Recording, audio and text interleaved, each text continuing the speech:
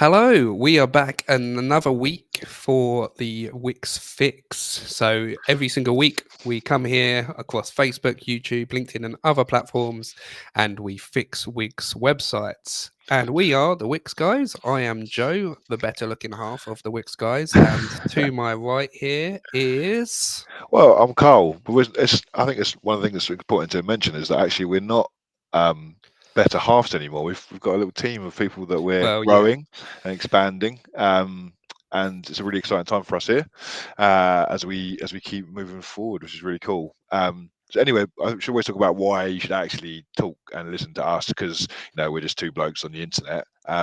We are officially Wix Legends, which means that we have the really cringy title of hitting a certain number of websites built by on the platform, and that includes over a couple of businesses working for different agencies, over 500 websites, which does give us a little bit of credit when it comes to giving you some advice about how you can make your Wix website as efficient and as good as it can be.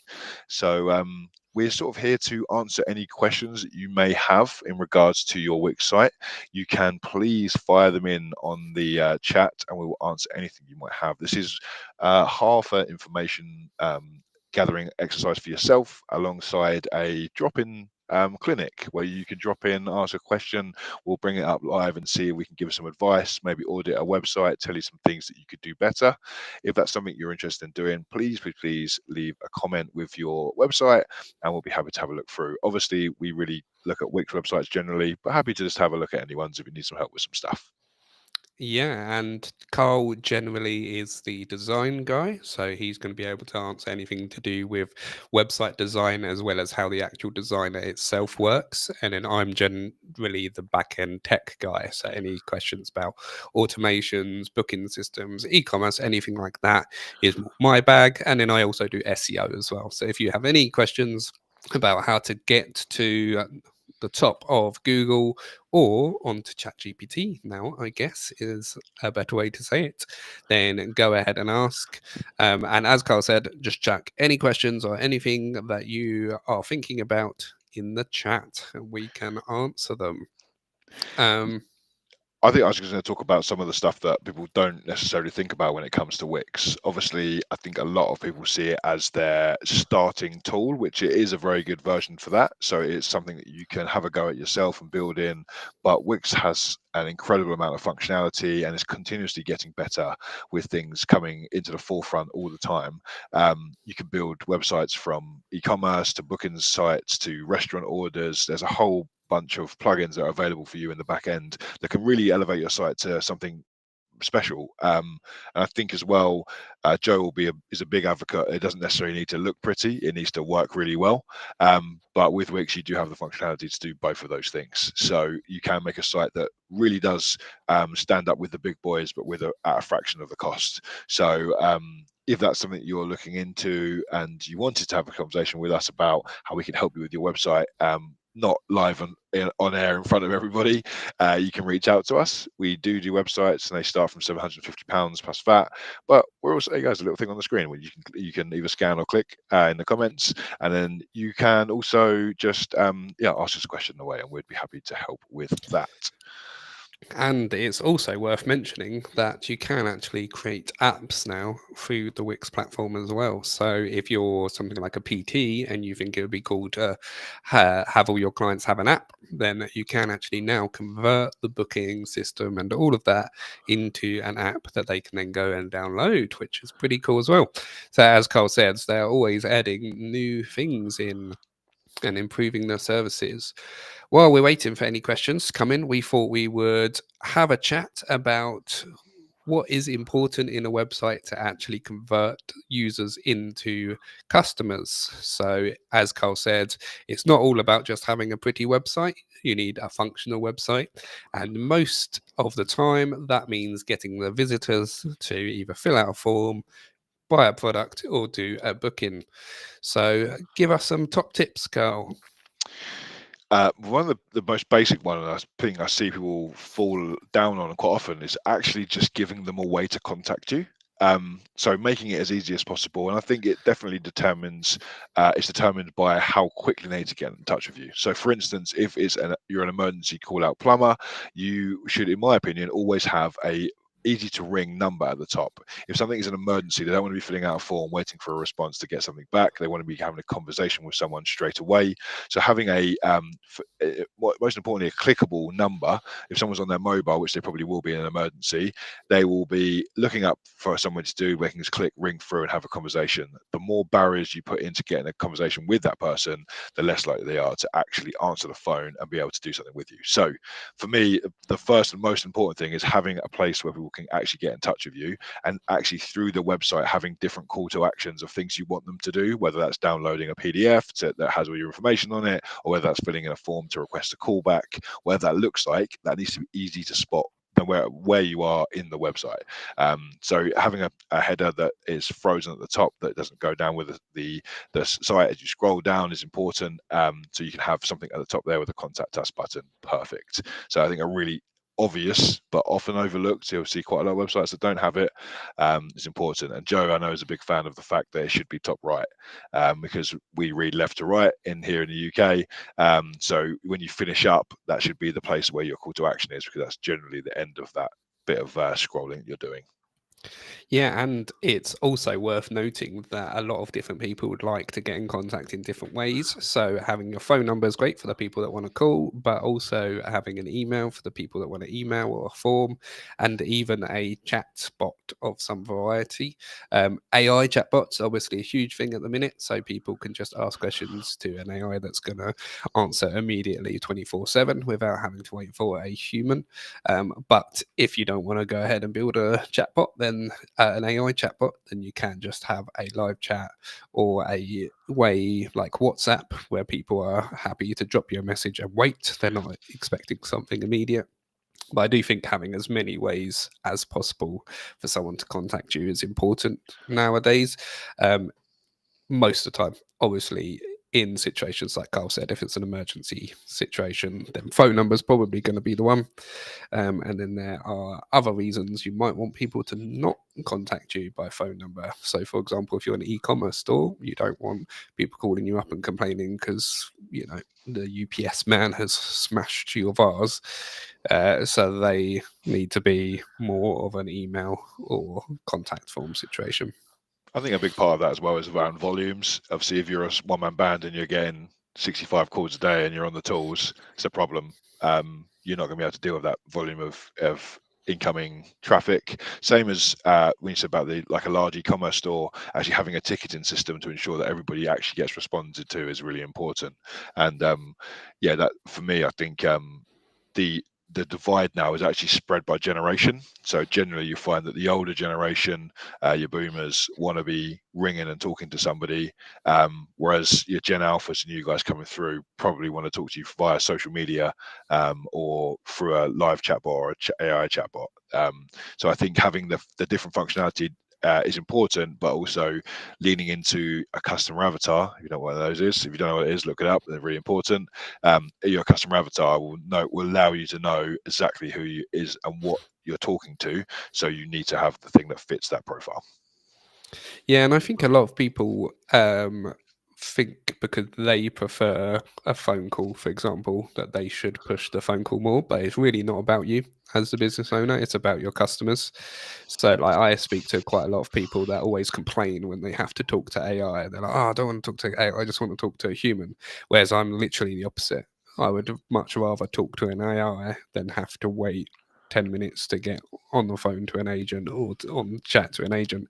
If there's an AI bot that is just able to answer my questions then and there, perfect.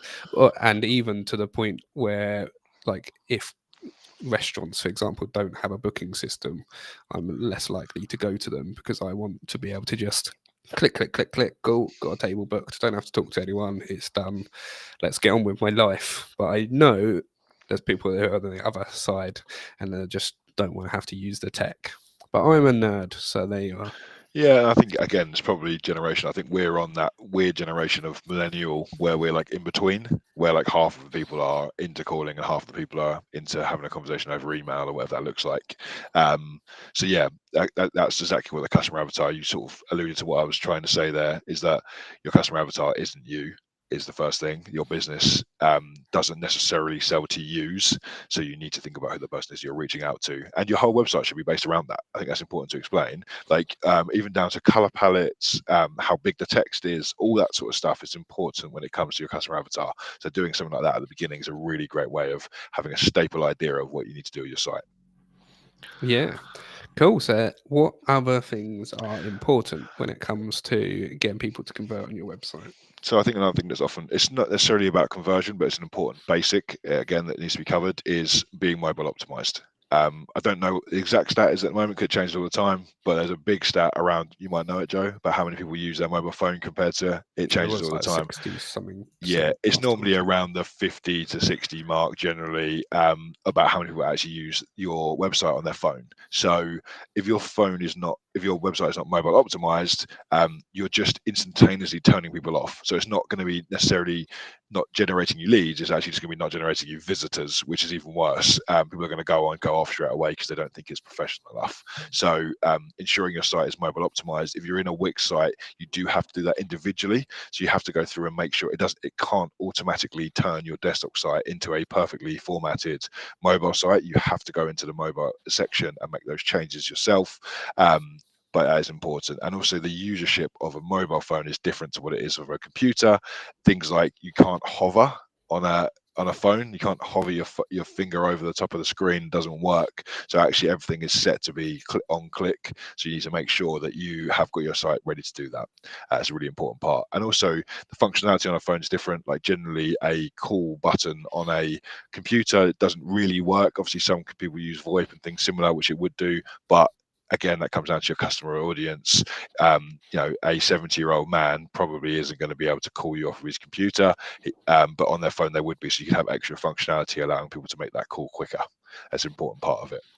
Yeah, and I think just for me personally, again, I prefer when I'm on a mobile a homepage that just has all the information you need on the homepage, because obviously when you're on a mobile, it's much easier to just can't actually see my hand. Scroll Yeah. down. There you go. There's my scrolling motion. Rather than having to like click the burger menu, click to your page. Oh, I've got the wrong page. Oh, I've got to click to a different page, etc., etc. I just want to be able to scroll down. Okay, cool. There's a bit about you. There's your services. There's your prices. There's some testimonials and social proof. And okay, there's your contact form at the bottom. Perfect. I know everything about you. I've made my decision if I want to get in contact with you. Wham bam, thank you, ma'am. And I don't have to click through all the different Yeah. pages. I think that's another use case as well for stuff being on the right. Most people are right-handed, so if your call to actions are on the right, it's naturally easier for you to hit the buttons as well. It's an important part of it. But yeah, mobile optimization incredibly important for lots of reasons. Lead generation being one of them. And actually increasing the chance of someone actually using you and your website is a really big part of that. The other thing that I think is worth talking about is slightly more away from design and more around psychology, but giving something back to people in return for your service. So you might have seen the sort of widespread like get this free PDF or get this free download if you sign up to our newsletter. Actually giving some incentive for someone to fill it in is going to increase the amount of data that you can collect. Generally, the more data you can get in terms of like phone numbers and things, the more callbacks you can make, the more sales you can make. So given an offer or something that is there as a part of your call to action is a really great way of increasing the amount of people that actually are going to come through. Trying to think of an example off the top of my head. Joe, you'd probably be better at doing that quickly. Well, I think something that is definitely becoming more prevalent in 2025 is the idea of scorecards or quizzes. Yeah. So rather than it just being a contact, like let's say we're selling websites, rather than just being if you're interested, get in contact. There's here's our 10 question quiz that if you take this, we'll tell you if you need a new website or not. Then immediately they are getting an answer at the end of their 10 questions. So they're getting something back and they're getting some feedback. We're getting their details so that we can then get in contact with them. And I think you can do that with lots and lots of different businesses. Well, probably every business can do it in some way, just some better than others. It also helps qualify the leads as well. So I think that's another thing that's Mm. important. So if they come through that scorecard, if they are like not a fit for your business, then you don't have to waste time on the phone having a conversation with them. You can just add them into an email list for later on when they are in a position where they can potentially buy from you. So I think that's another really great one. Yeah, definitely. Scorecards, some sort of incentive, something that is useful for them to actually take it back. And I think the other thing for me is reading my first book last year. Big thing. I'm not a big person at all, but a big thing that I read a book called Sell Like Crazy. It's a book all about increasing the offer that you're giving to make it that I call it a Godfather offer.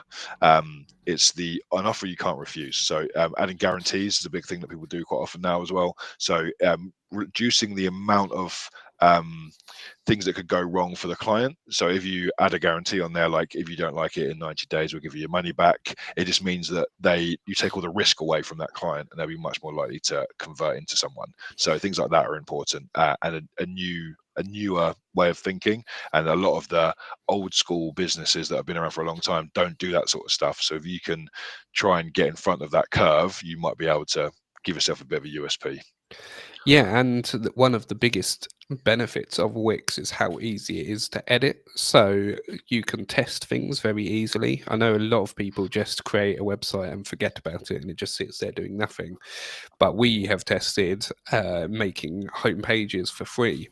For example, we tested that for a bit, and then we also tested getting websites done in 48 hours to see if people cared more about time. And we're constantly testing these offers and these guarantees to see what people care about.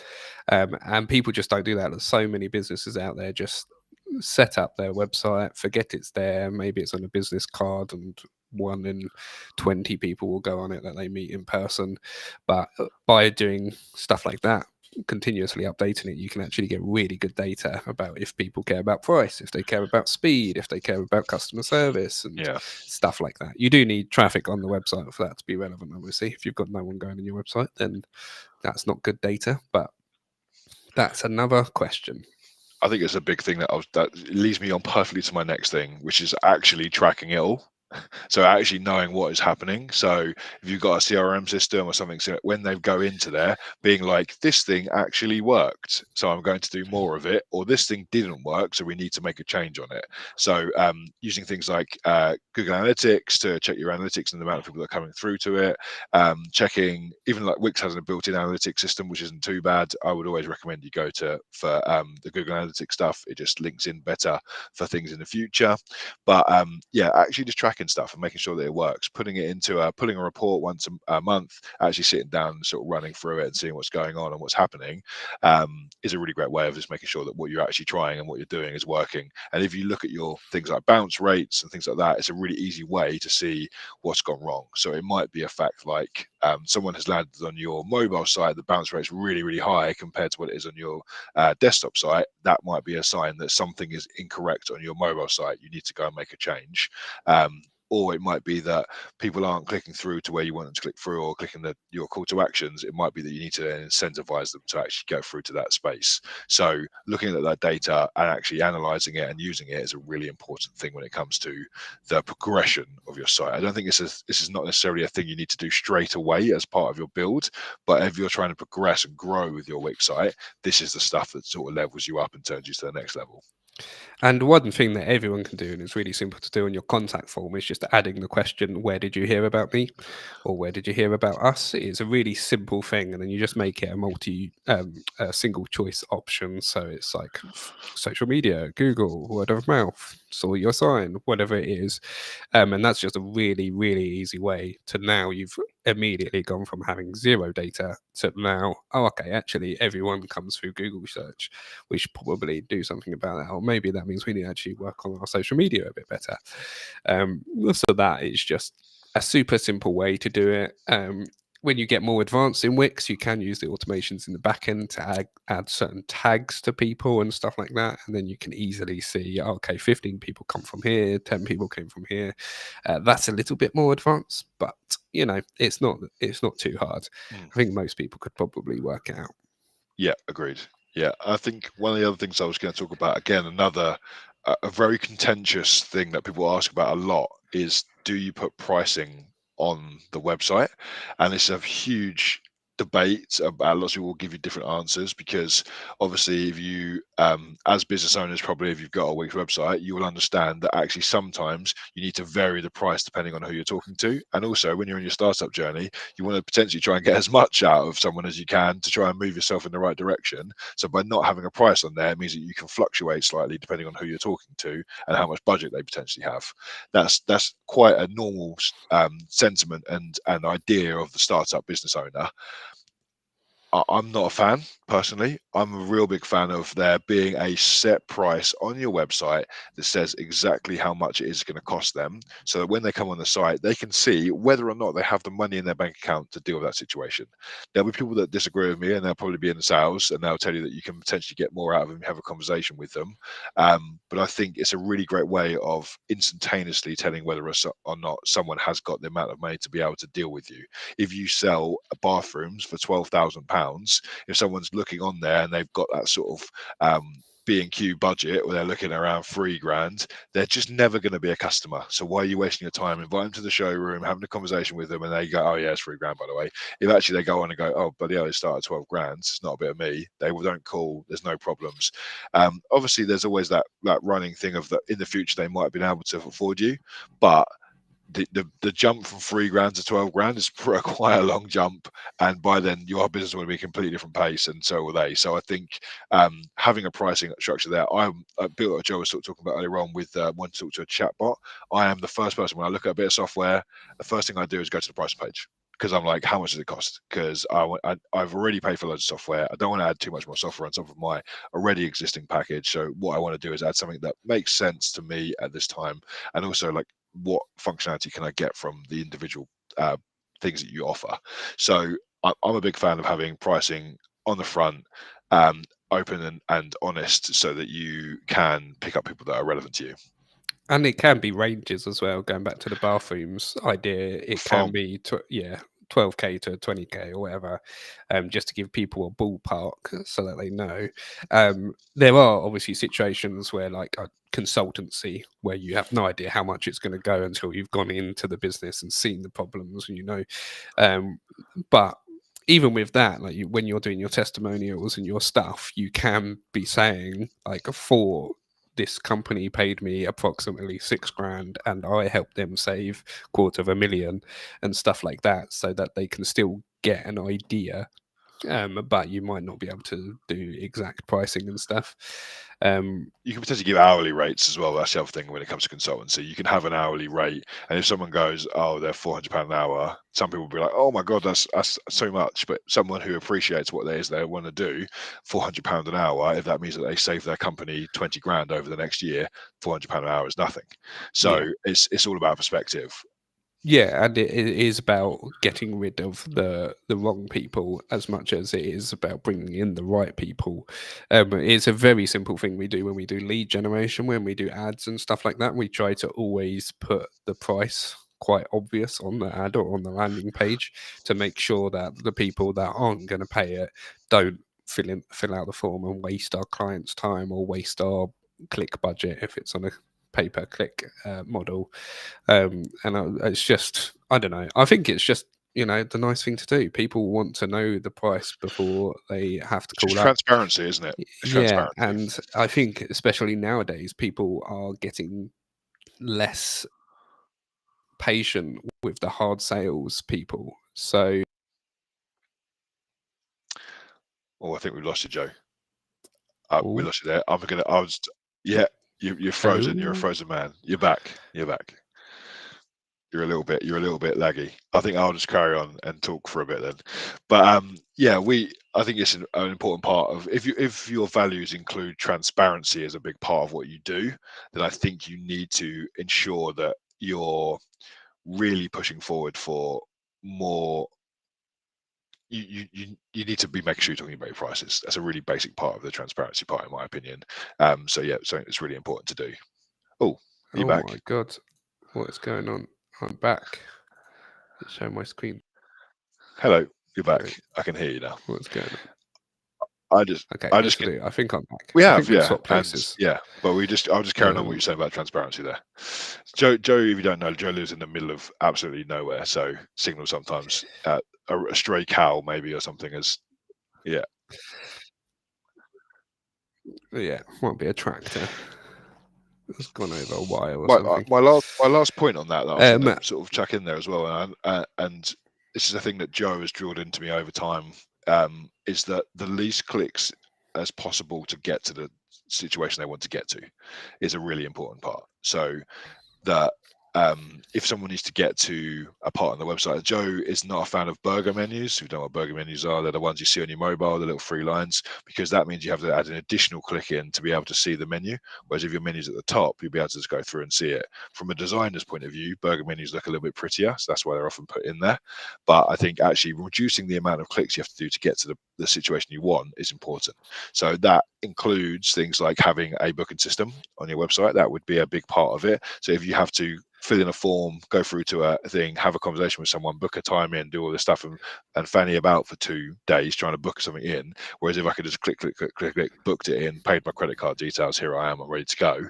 That is a much more succinct, easier way for someone to go through and actually use your business. So when you're designing your site, keep in mind the quicker they can get to their thing they want to get to, their goal, their call to action, your call to action, if you're forcing it upon them, the better. It's a really nice way of thinking about how you can make your website as streamlined as possible. Yeah, definitely. And as Carl said earlier, we make completely new websites from scratch from 749. They go pricing straight in your face there, and you can scan that QR code right now to go through to our website and fill out a form, or you can click the link that has been put into the chat to get that. But we also do just jump in and fix problems. So if you have any problems, we can jump in and fix that. Or if you just want any advice, we can do some consultancy as well to make sure that you can get the best out of the website. Perfect. Is there anything else you think we should talk about, or should we wrap it up there, Carl? No, I think that's everything. If you have any questions that you wanted to ask in the future, if you're watching this after the live has finished, we are live every Tuesday from 8 till about 8:30, 9, depending on how many questions were asked. We'll be happy to go through any of the things you have. As long as you're happy with it, we can share it on our screen and show you exactly what's going on, or we can do live audits of your site and show you what you think we could be doing to improve your site. Every week we're talking about potentially doing some themed ones as well. So one might be about SEO, one might be about how to get mobile optimized. That's something that we'll be looking at in the future. If you have a particular part of Wix that you want to deep dive into, please do let us know and we'll happily deep dive into it. Between the two of us, there's not much that we don't know when it comes to Wix. Yeah, so make sure to follow us, subscribe, do whatever you need to Ring do that on bell. the platform to make sure you are kept up to. Ring the bell and whatever you need to do. But cool. Thank you for chatting with me, Carl. And I'll see you again next week is what I would say. Yeah, Same 8 time till next 9. week. See you then.